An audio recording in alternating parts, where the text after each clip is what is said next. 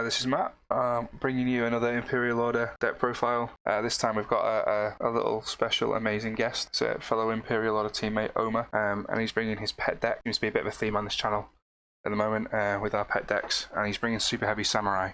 How's it going, Oma? Oh, go on, I'm good, how are you? All good, mate, all good. I am a fan of Superheavy Samurais. The very first time we played each other, I was the only person in the room who knew how that deck worked, much to your upset. Yeah, it took away the surprise factor. Yeah, a little bit.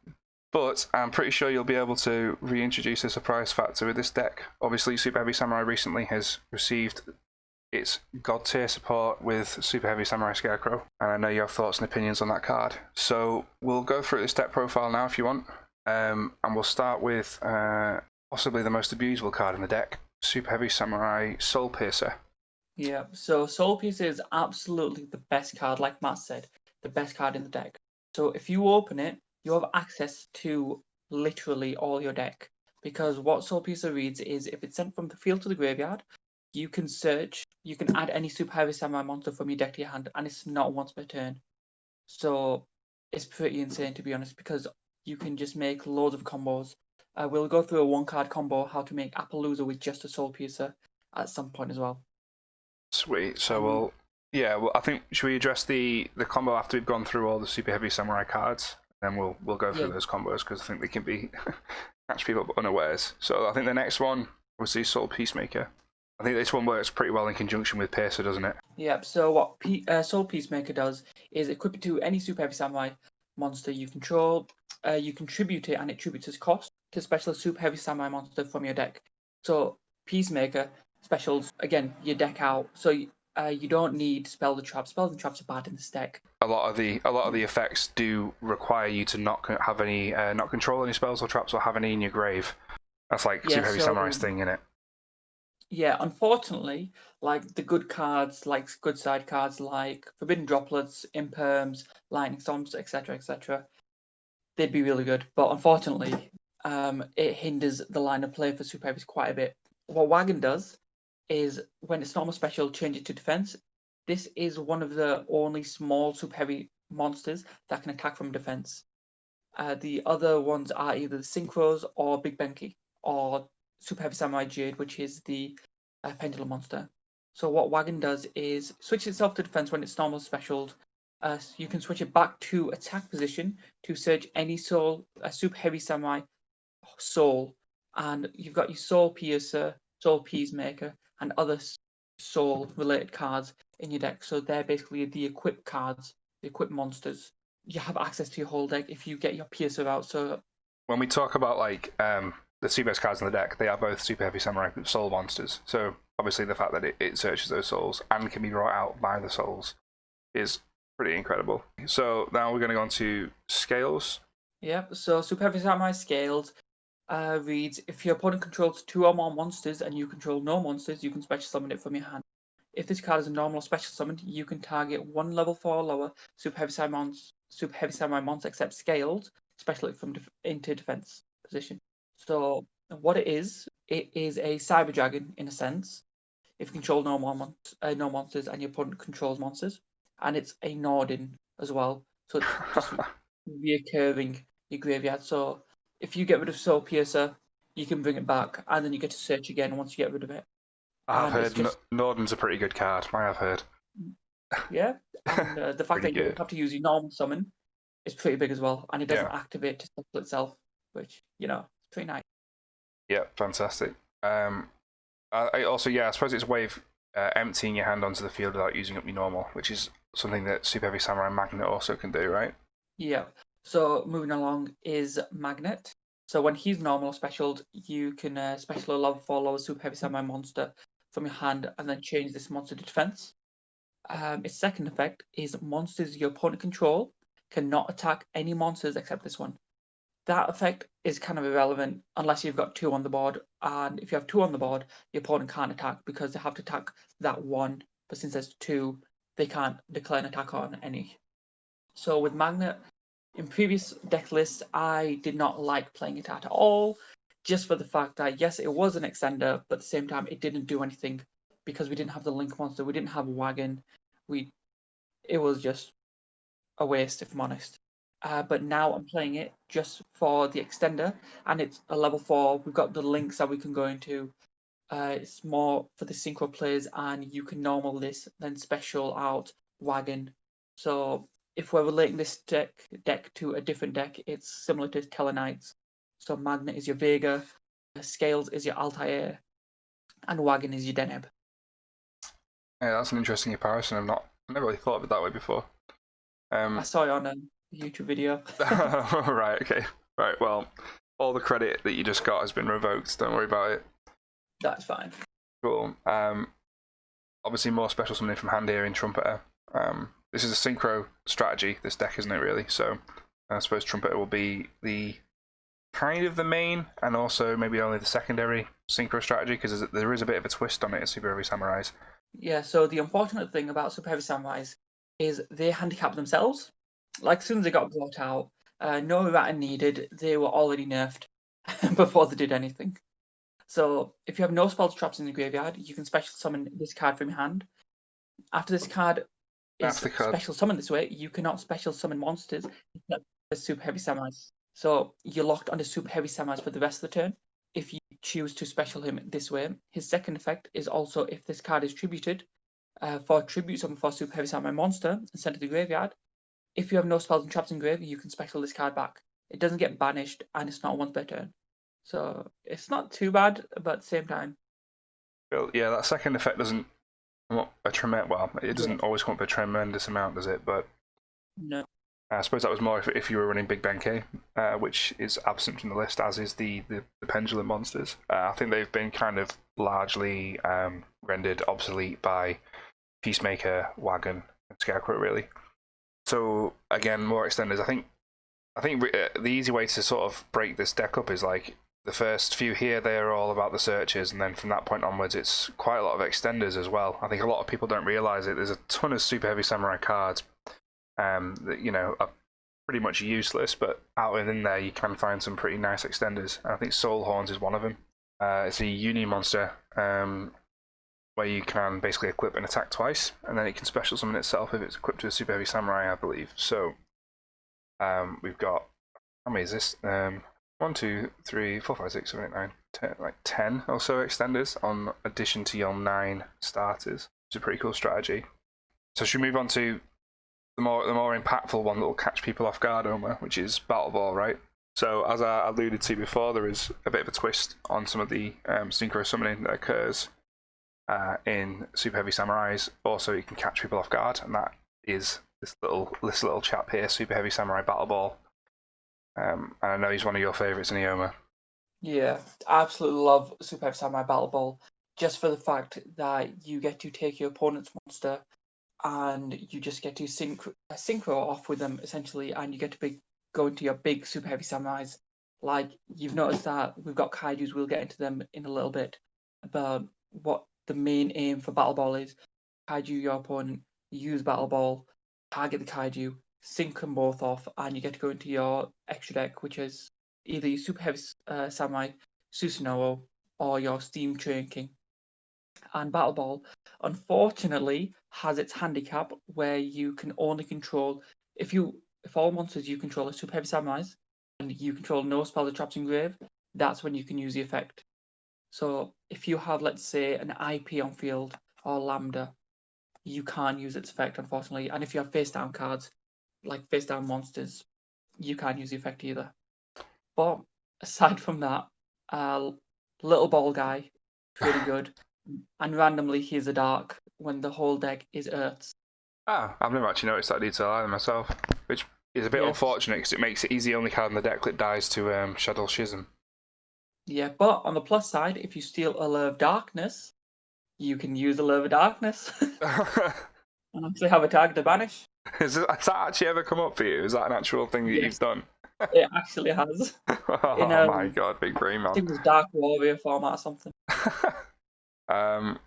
Cool. So we'll move on from Battle Ball. I say we'll move on from him, even though he's I think he's a pretty central part of the deck. Like, I think, would you say it's fair to say that the way the deck operates kind of divides into two halves? It's basically like Battle Ball, sort of OTK / like removing your opponent's resources kind of thing. And then also you've got like the more combo variant, which is what accesses the link monsters. Yeah. So essentially, it is that, and majority of the deck, everything before Battle Ball, is a bait to get into Battle Ball. Right. So literally, you can have it either, like Matt said, you can have it your combo side or your OTK side. If you're going for your OTK side, you're going to be more basing your strategy around Battle Ball, cadging your opponent, making plays, and essentially baiting out a lot of what you can. Whereas the combo side is you can OTK without Battle Ball as well. So regardless, you're OTK. So let's have a look at Superheavy Samurai Transport. This isn't really one I've so much thought of. I'm not terribly familiar with this one. I know I have played the deck in the past, but Omar, you are way more of the expert to me. So what's the use of him in this deck? So the use for him. So let me just say his limitations. So his limitation is similar to Trumpeter, where if you special him, because he's a free special summon, so is Trumpeter. If you special him, you're locked onto super heavies, and his main reason he's in the deck is one, yes, he's a free special summon. Two, since you are not playing any draw cards like Sekka's Lie or anything that would help you draw cards, so like let's say Phantasme, for example, a transporter helps you unbreak hands if you do have unfortunate hands, and it can help extend your plays a bit. So, for example, we're going to get onto another card which is called Superheavy Samurai Thief. So, what transport can do if you have a battle ball in hand and a thief in hand?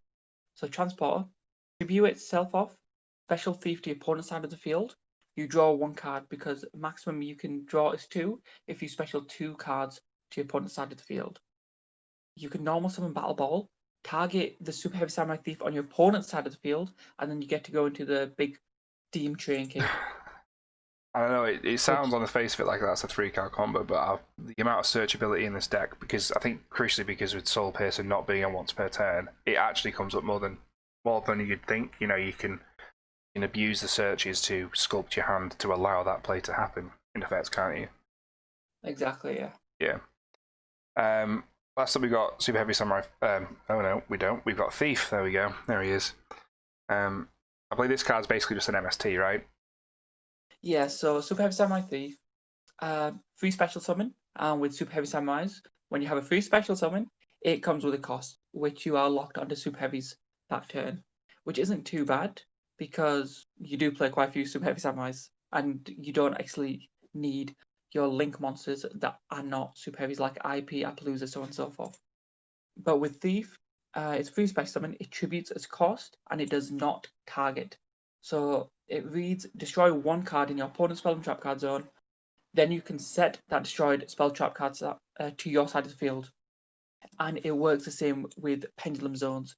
So destroy one card in your opponent's Pendulum Zone. pendulum zone. Yeah. Then you can place that card in your pendulum zone, which is pretty nice, especially if you're popping a prize card like the Chaos Emperor dude. But with Thief, there's a really important ruling here. So if you decide to tribute as cost and your opponent has no responses, you can pop anything of theirs. They cannot respond because they've said, okay, his effect's fine. And since Thief does not target, you can just literally steal what you want, whatever you choose to steal. And there's an important ruling as well, where if you pop Waking the Dragon does not get its effect if you choose to put it and set it onto your side of the field, because it technically does not touch the graveyard. That's pretty interesting ruling, actually. I think there are several other spell cards that work the same way.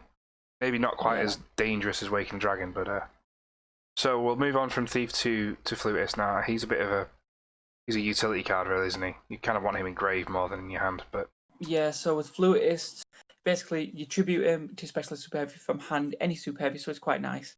Each player's turn, when a card effect is activated that targets a super heavy samurai monster you control, banish this from grave, negate the activation, and if you do, destroy it. Main reason I'm playing it, even though it is a normal summon, and you do need your normal summons at times in this deck, if you can't actually just go off just from special summoning like we mentioned scales before. So it does require a normal summon. but the reason I'm playing it is because of cards such as Imperm, Golden Lord, and anything that targets, to be honest. It's just protection for your big guys. But I'm playing it at 1 just because you don't want to constantly see it, especially if you have a lot of normal summons in hand. You want to prioritize the better normal summons rather than the one that's a utility one, if that makes Yeah, sense. yeah, absolutely. There's a lot of targeting hand traps, a lot of impermanence, and a lot of effect villa going around. And also, like, decks like Guru or Eldritch, or again, I think there's a lot of the surprise factor as well. Say your opponent may use Golden Boy on your big steam train. They probably won't see Flutus coming unless they are innately familiar with the deck. I know we do talk a lot about the surprise factor of the deck, but I actually think that the deck's got enough here. If you're talking about decent decks, decks that can function and can actually compete, you've got like searchability, you've got extenders, you've got power, and I think this deck's got all three of those things. It just does it in quite an unconventional way. So obviously you need to try and sort of supplement that with the other non super heavy samurai cards. So basically, I think we're playing Pankratops because it's a go second deck, right? And then you got a fairly sizable kaiju package, and then you've got the three ogres and the ashes. So I think the rationale on the kaijus is it's more based on the level and the type, right, than the attack necessarily. Yeah. Because the way this deck works, I think, is if you kind of look at it in terms of how does Battle Ball view this card. So am I right in saying that Gamasiel and Dugaran is the level 10 synchro? Yep. And then Jizukiru turns into level 12. Yeah. Seriously nasty. It's like a really, really big swing.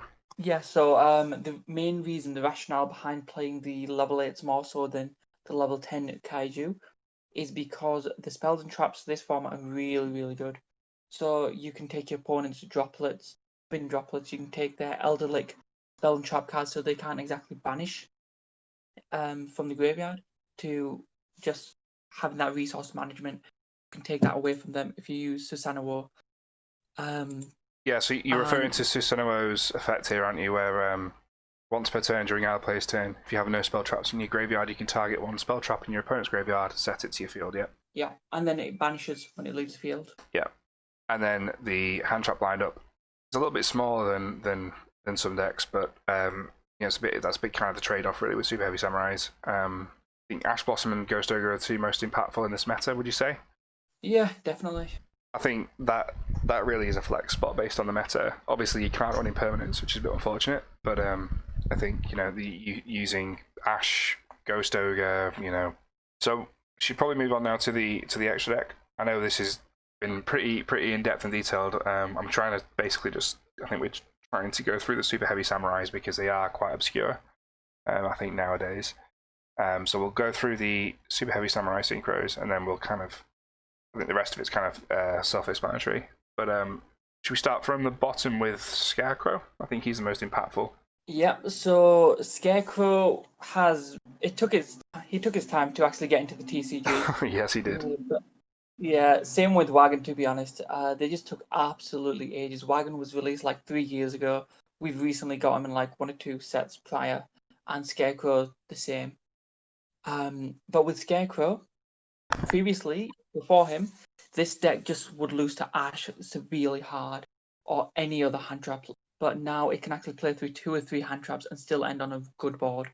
Like, I've been Veiled, I've been Ashed, I've been Ghost Ogged, but I'm still able to make it through a big board through those hand traps. What Scarecrow is, you can use any Super Heavy Samurai monster to make him. Unfortunately, he cannot be used as a link material, period. But if you control no spell traps in grave, you take no damage from attacks involving this card. If you have no spell traps in grave, you can discard one monster, then target one Super Heavy Samurai monster in your graveyard, specially to a zone this card points to. So the one thing that people don't actually realize about Scarecrow is he's constantly reoccurring cards. So if my big train king, my steam train king, dies, I can ditch a card from my hand to special it back. Same with Susanoo and other monsters. Does that work even if they're summoned off Battle Ball? Battle Ball says it's treated as a synchro summon. That is cool. That is so cool.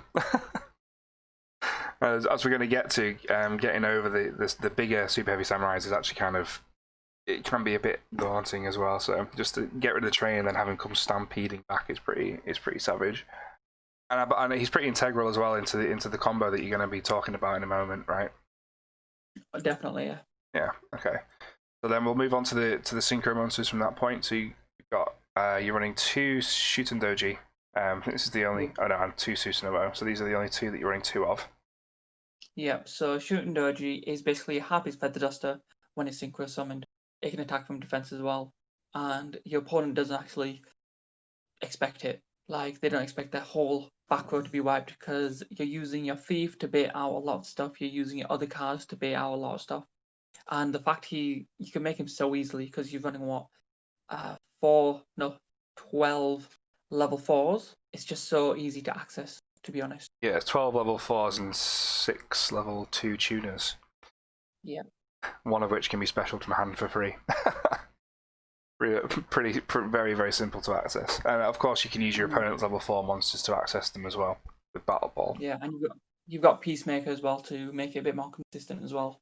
Ninja Sarutobi, level 8, Yeah. right?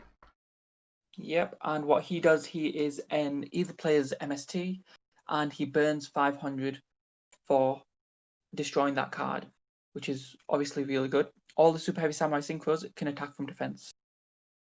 And they deal their defense as damage instead of their attack.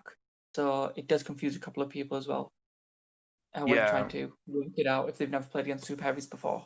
It was a bit muffled before, but Sarutobi's effect is basically an MST on legs with no cost. And also with a bit of burn damage as well, which is pretty nice. And we'll go on to Susanoo, the other one that you're running 2 of.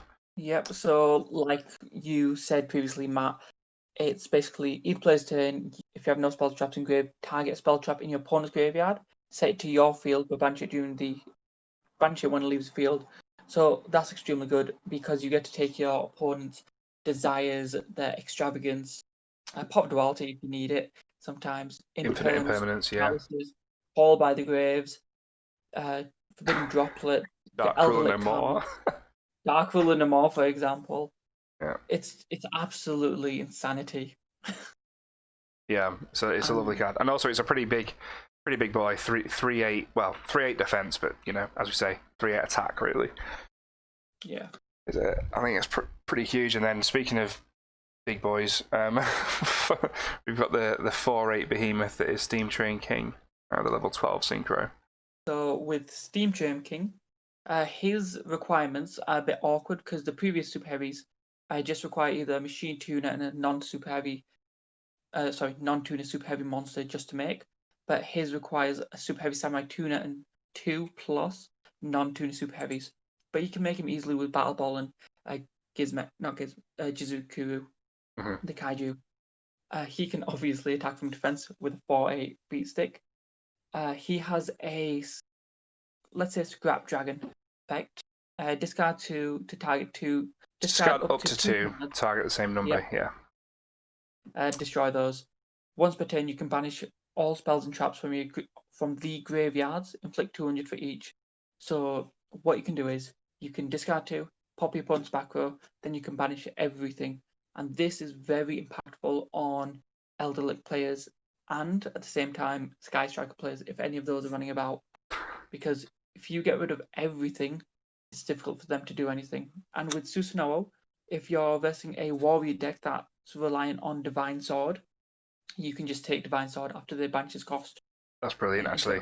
Yeah, that's fantastic. I think Steam Train King on Eldritch is a blowout and a half. If you do that sort of mid game, I think a lot of this deck kind of does operate in mid game, which people may say is a disadvantage, but it's got quite a strong grind game, I think. And as we've alluded to before, it has really, really high consistency now. Yeah. So with those guys taken out of the consideration, you basically the Link monsters. We've got it's pretty much a standard fare of Link monsters. I think IP Masquerader, obviously in Unicorn, they're 2 peas in a pod. Appaloosa is part of the combo that you're going to go through in a moment, and Cypher Lord Omega is just a really good level 8 synchro, as far as I can tell. you're going to be running Lambda as well, which has got interesting psychological reasons for why you run it, but also it allows you to utilize your side deck cards. I think realistically, the meat and potatoes of this extra deck is going to come from the Super Heavy Samurai Synchros and Scarecrow. Would you agree with that? Most definitely, yes. Yeah, cool. So obviously we've alluded to this combo a lot, so let's actually get onto it. So what is the one card combo that you were talking about with Soul Piercer then? So the one card combo with Soul Piercer is right. So you normal summon it, you link it off for your Scarecrow. Soul Piercer then searches Scales, the green dude, and use Scarecrow's effect to discard Scales to special Scales back out. Since you already have a legal target in your graveyard to special, which is Piercer, you can special out Scales, and Scales goes to the zone that Scarecrow is pointing to. Use Scales effect to Monster Reborn Soul Piercer. Link Scales and Piercer off into a link to whether it be Lambda or IP. For this combo, let's say we're using IP just for its lingering effect. So then you get another search off a Piercer because you linked it off to make IP. And Piercer is not once per turn. No, it is not. It is amazing. So you search for Peacemaker. So at this point, you have Scarecrow on board in your extra monster zone, and you have IP pointing down from Scarecrow with a Peacemaker in hand. Since Scarecrow cannot be used as a link material, you use Soul Peacemaker effect to equip onto Scarecrow, tribute it to Special Wagon. Wagon's effect lets you search a Super Heavy Samurai Soul, and what you want to search is your Soul Horns, because Soul Horns has the effect to attack twice when it's equipped, or you can special summon it, similar to Dragunti Phalanx. So you search Soul Horns from Wagon, equip Soul Horns, then detach Soul Horns, special it. So then you have IP, Wagon, Soul Horns, and you just make an Appaloosa with 3. And since it's being made with IP, it can't be destroyed by opponent's card effects, and it's on 3. So that's the one card combo. Into a 3 negate indestructible Appaloosa with fairly respectable attack. Obviously, this deck is it's actually a go second deck, but it's pretty cool, I think. Would you say that that's kind of like the kind of board that you would normally go for? So you had to get put in blind first with that. Well, not blind first. So you got forced to go first. If I had to go first, I'd obviously make this board if I open Piercer. However, if I know what my opponent's playing, so let's say it's Guru, for example, I would try and make Saratobi because either play MST. If they're playing Guru Zexal, Numeron Guru, sorry, you can just either place turn, pop the field spell. So ideally, yes, Appaloosa, but depending on the circumstances, you might want to go for Saratobi. Yeah, and also if you can summon IP alongside one of those, you can also extend, on the opponent's turn to Unicorn to do the standard Unicorn disruption as well. As you say, though, the majority of the time, I believe that with the strategy, sort of safe to say the strategy would be Kaiju, whatever was the biggest threat, gather as much advantage as you possibly can using Soul Piercer, Peacemaker, Wagon, and then summon Battle Ball and start swinging with some really large, scary, super heavy Samurai Synchro monsters is the general strategy. I really like how you also run Access Code Talker as like a closeout play.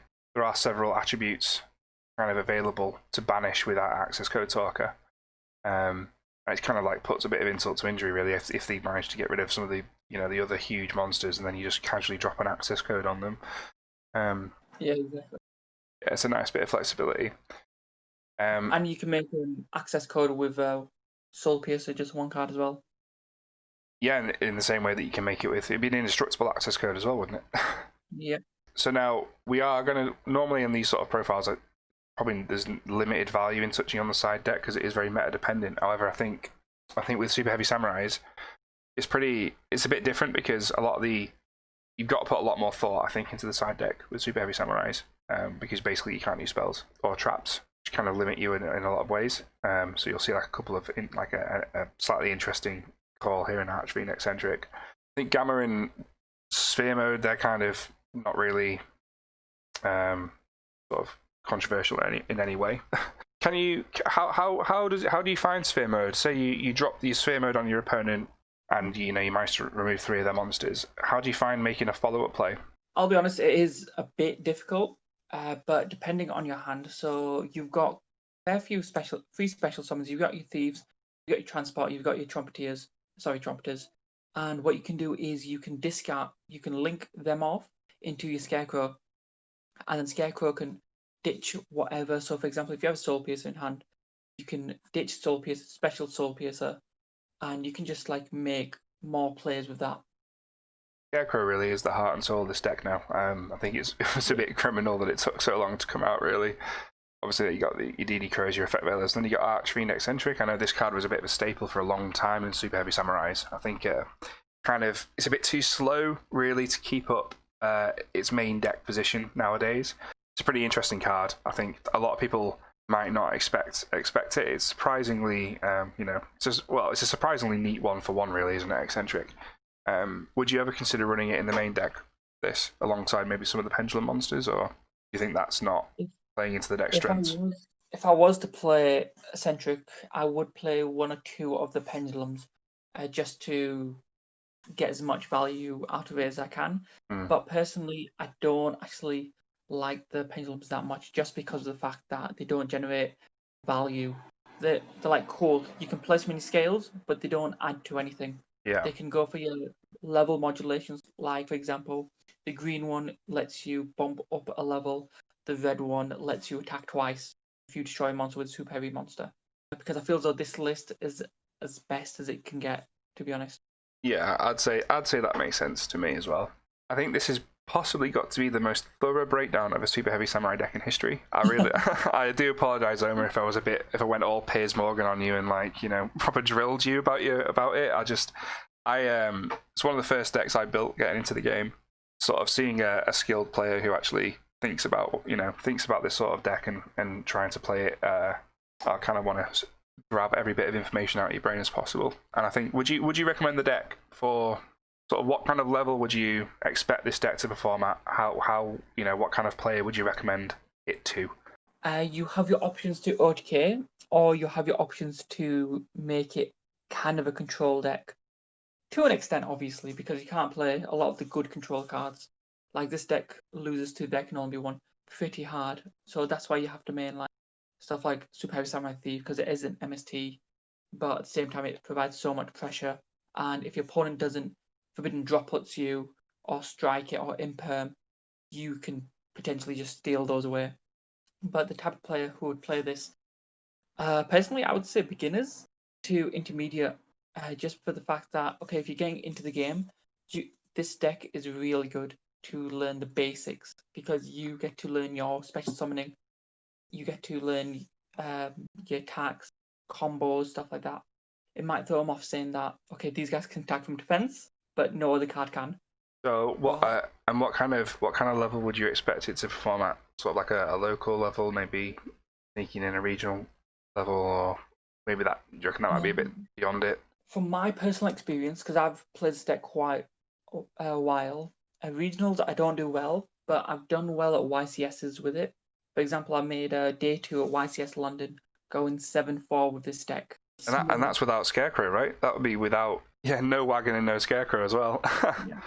So there is definitely something to be said with the surprise factor of the deck. And as we did say before, it has actually got a lot of the fundamental sort of building blocks to make a decent deck. Some of its restrictions are kind of a bit unfortunate, really, but I agree with you. The reason I built it when I first got into the game, as you say, good for beginners, and it's also a really interesting deck. It's got a pretty cool gimmick, and it's got a fairly clear kind of, once you understand the deck, it's got a pretty clear route to victory, which is really, really good for sort of keeping it simple, really. Maybe it'd be a nice, fun deck to sort of come back to coming out of lockdown, going back to your locals for the first time, catching people right off guard with it. So I think we're going to end this epic discussion that we've had right here. Thank you so much for your time, Omer. Thanks for having me on. No worries, man. You are a member of the team, remember? That is true. That is true. So yeah, this has been another ridiculously in-depth Imperial Order deck profile. If you made it to the end, well done. If you enjoy this kind of content, I know it's very long-winded, pretty good to go on in the background. It's a bit like a podcast at this point, really.